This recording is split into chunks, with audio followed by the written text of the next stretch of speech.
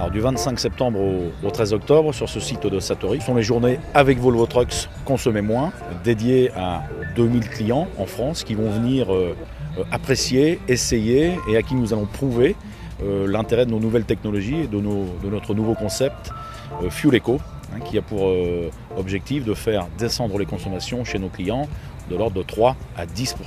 Je voudrais commencer tout d'abord par vous remercier. Nous lançons un nouveau produit, le moteur D13C, qui se retrouve sur la gamme FH, mais également sur la gamme FM.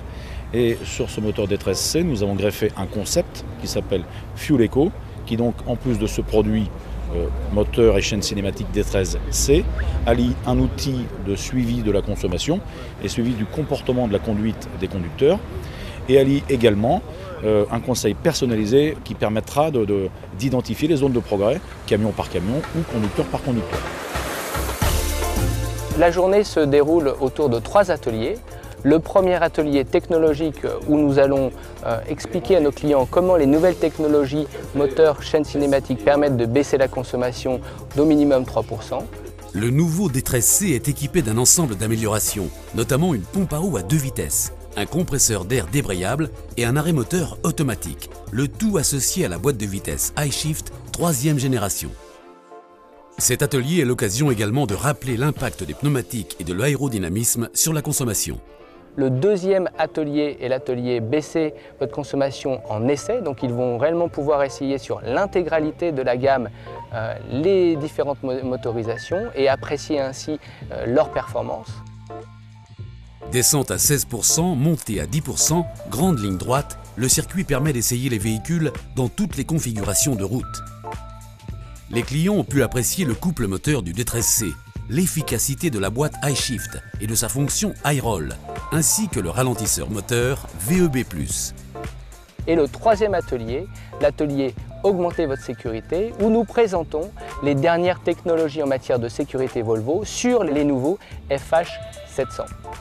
Régulateur de vitesse et d'espacement, assistant au maintien de trajectoire, éthylotest ou encore système anti-renversement, sur cet atelier, les clients peuvent tester tous les dispositifs Volvo destinés à réduire l'accidentologie. Là, on peut premier freinage VEB, premier cran. Après, deuxième, on peut les enchaîner, mais redécomposer. Voilà. Alors, les impressions?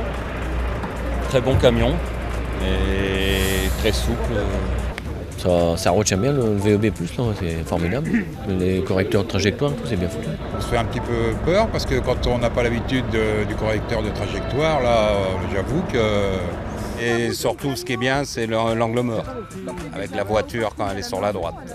Assez surprenant, l'arrêt du camion devant la voiture.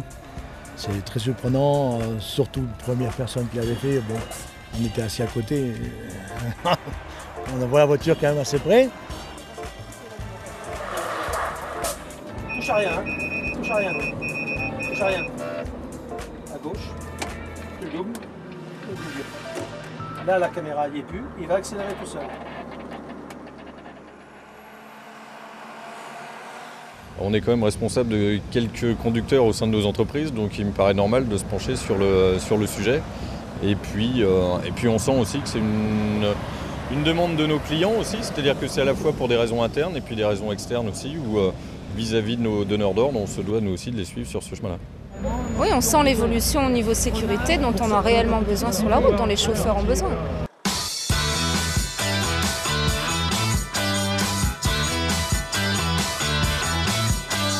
Dans les périodes de crise, plus que jamais, nous devons d'être proches et à proximité de nos clients, bien sûr, qui sont à la recherche aujourd'hui de gisements économiques qui vont leur permettre de passer cette crise.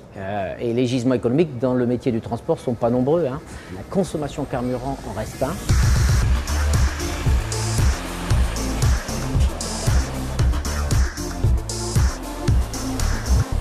Les prix de transport, on ne peut pas toujours aller taper les clients pour remonter. Donc il faut diminuer quelque chose, il faut qu'on se rattrape sur quelque chose. Et c'est bien que les constructeurs, je dirais, nous aident à trouver des solutions. Bon, les efforts que Volvo a fait sur ses moteurs, c'est un plus, c'est certain.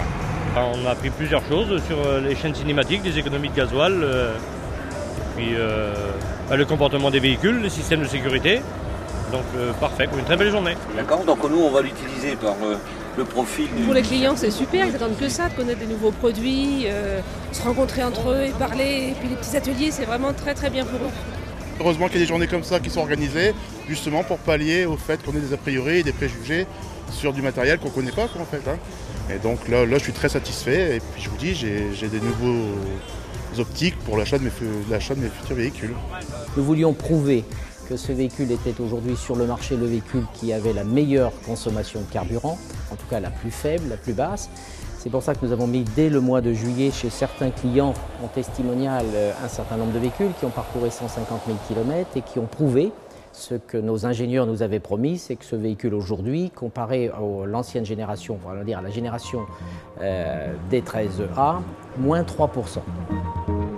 Le poste carburant, c'est minimum 25%. Lorsque le gasoil monte, et on peut imaginer, on peut craindre qu'il va remonter quand les marchés se réguleront un petit peu.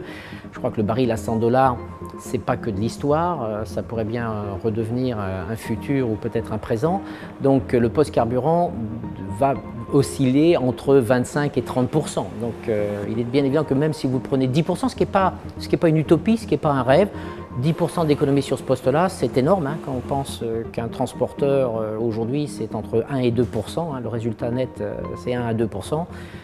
Si on arrive à économiser 10% sur 30%, c'est pas complètement ridicule. On parle là d'un résultat net d'entreprise extrêmement important. Je veux dire, c'est pas, on s'attaque au vrai problème.